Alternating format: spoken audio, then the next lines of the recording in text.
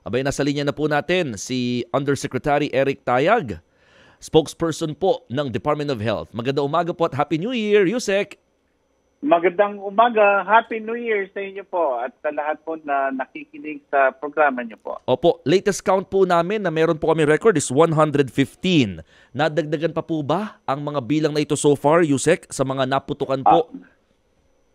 Siguradong madadagdagan yan sapagkat yan yung tala kahapon. Ang madadagdag na bilang ay unad po ng aming galing Secretary Teder po sa 2 oras mula ngayon. Kasampu ng umaga yan, so abangan nyo po. Pero umaasa po kami na hindi masyado mataas yung bilang. Kung magkagayon man, ay kami nagpapasalamat na rin sa inyo at sa lahat, kasama ng mga pamahalang lokal sa pagsusumikap na maiwas ang mga ganitong aksidente sa marami nating kababayan po. Lalo-lalo na dito sa Metro Manila, dyan sa Central Luzon at Ilocos po. Opo. Yusek, I'll go into details lang po no, sa mga cases po natin. Una, yung sa binanggit po ni Manong Ted na isang bata na ubusan ng daliri sa kamay dahil po sa tinatawag na dart bomb. Ako ngayon ko lang ito narinig. Ano po ba yung pinaka nangyari doon, sir? Tama. Ang nangyari po ay itong dart bomb po ay hugis po ng dart chan. Tapos ay iniitsa po at pag lapag sa lupa po niya, no, kaya bago pa lumapag po, ay sumasabog na po yan. So itong 4 na taong batang na-report namin kahapon ay kasama na dun sa 8 na nawalan ng daliri. Subalit ang malungkot po dito, yung sa kanang bahagi ng kamay niya po, lahat ng daliri niya po, yung po ang naputol. Nalungkot po kami kasi 4 na taon lamang yan, tapos kanang kamay pa. So dominant kami pa po niya yun. Po. Maasa kami na ang mga doktor kung saan sa dinalang paggamutan ay gumawa ng paraan para na sa ganun naman ay kahit pa paano manumbalik po ang dapat yung motion po at yung benepisyo makukuha pa ng bata doon sa kamay niya pagkamat ganun sa po yung nangyari. Opo. This weekend, meron din pong naging usapin po about a bata rin po dito. Yung nakalunok po ng Watusi, pinauwi at ngayon pinabalik po sa ospital. Ano po bang nangyari dito, Yusek? Salamat sa inyo at dahil sa aming mga mensahe po, katulad na po kayo, ay naibalik naman po yung bata at malambang sa hindi baka pinauwi na rin po yun at wala pa kaming update. Subalit nagpapasalamat kami sapagkat napahinood natin yung mga kamag-anakan na maibalik yung bata para makompleto po yung gamutan. Opo, kasi baka akala nila walang epekto kaagad, no? Yung nakalunon ng Watusi, baka in the coming days doon pa lang epekto. So far ba, Yusek, tama po ba ang observation po natin? Puro bata ang pinaka-significant na nadadali po ngayon ng paputok? Doon sa edad 10 to 14, they comprise 38% doon sa 115. Pero yan ay bago nung kagabi.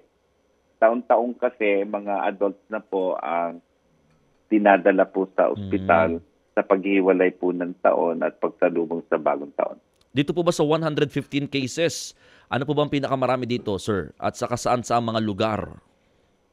Ang top 3 po, Metro Manila, sinusundan ng Central Luzon at Ilocos Region.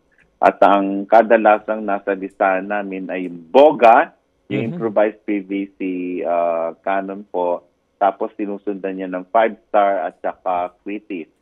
Inaasahan din po namin na napahinood natin na wag basta maghahagis para yung mga wala namang mga inosente po ay hindi po sila maging biktima ng paputok. Sabi nga rin po ng mga otoridad, Yusek, di ba, ang pagbabantay po sa mga napuputukan may take days after pa ng New Year. Ano bang paalala po natin sa mga kababayan po natin?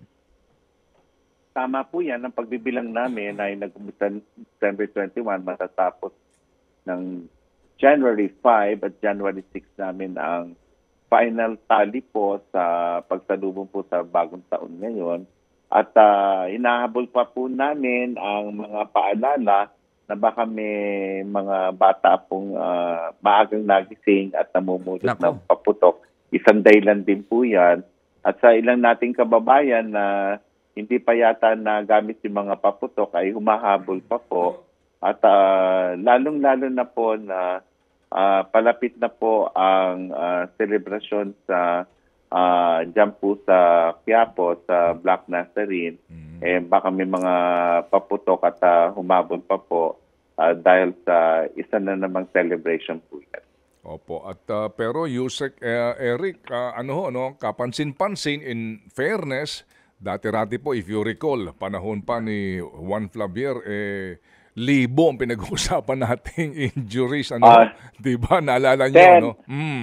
Ted, Happy New Year. Alam mo, tama ka. At libo talaga. At ngayon nga po ay hindi na po ganun ang bilang. Malaking bagay nga din po itong mga pagbabawal ng mga LGUs. Ano ho ba ang dito ho ang stand ng DOH para po dito nga sa mga panukala nga na magkaroon na talaga ng total ban at regulasyon sa paggamit po ng mga paputok na ito? Alam mo, sa maraming taon ang aming pagmamonitor niyan ay ang naging resulta ay yung Republic Act 7183 na kung saan yung mga illegal na fireworks ay pinagbawal. Sa mga nagdaang taon, may mga ordinansang pinasa po ang mga ilang bayan o lungsod katulad ng Davao City at nakita natin na naging zero casualty po sa lugar nila. At ang ating dating Pangulong Duterte, naglabas ng executive order sa pagbaban po niyan sa mga paggamit ng paputok sa mga kabahayan at community firework display na lang ang pagtuunan ng pansin ng 2017 po yan.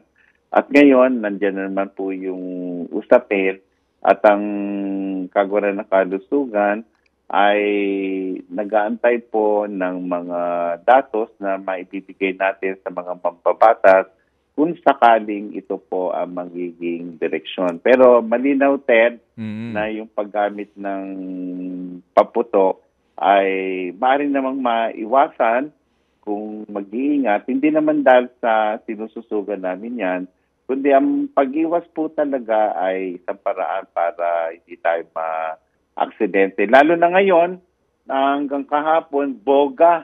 So hindi naman niya yung mga paputok na binibenta, kundi sariling kusa na yan ng mga kababayan natin na kala nila malalayo sila sa aksidente, yung pala, yung pala nagiging dahilan at sinugod sila sa ospital. Opo. Siguro din po mainam Yusek, yung profile ng mga biktima dito. Yung, di ba, ang kanila pong social status sa mga lugar ito, mukha doon ho ang maraming naaaksidente. Dito po sa... Ted, tama yan at hindi tayo kailangan magkonklusyon dun sa mga numerang binibigay namin tuwina sapagkat mas malalim na kalye kailangan para mas maganda po yung magiging desisyon. Lalo na maapektuhan po yung industriya ng paputok, naintindihan namin sila, pero hindi natin dapat isaalang-alang ang kaligtasan naman ng mga kababayan natin. Sige po. Sir, sa COVID po, kumusta ang inyong pagbabantay? Okay, iulat na ng aming kalihim na may konting pagbagal pero minomonitor ho namin. Dahil na-report namin yung 18 kaso naka-recover na ng JN.1 o JN.1 sapagkat ito ang pinababantayan ng World Health Organization. Katunayan, may ilang bansa na nagkakaroon ng pagsisikip sa mga ospital nila. Dito naman sa atin ay may ilang ospital na ganoon din. Subalit, kaya pa naman at ang ating mga ospital ay nakaantabay pa rin. Kung sakasakali na tataas pa yung bilang, wag naman sana. Kaya ang paalala namin na Ted, yung mask, pagpapatesting, manatili sa bahay kung may nararamdaman na, pag-iwas sa masyadong mataong lugar, yan po ang habilin po ng Kagawad ng Kalusugan. Opo. At saka wag sanang kakasama ng loob ng iba kapag hindi nakikipagkamay, kundi fish bomb na lang ano po, kasi yung pagkakamay din po isa sa mga, tama yan, lalo na hindi nagugas ng kamay. Naku. At pag nakamot natin yung mata o natundot yes. yung ilong, Opo. yun po ang paraan kung bakit Oo. nagkahawaan po. Opo. Sige po, so abangan namin ang inyo pong press con, Yusek. Salamat po na marami sa inyo pong pagtugon sa aming Maraming tawag. salamat. Happy New Year, Ted. Thank you, sir. Salamat po sa inyong Opo. dalawa. Maraming Thank you. salamat. Thank you po si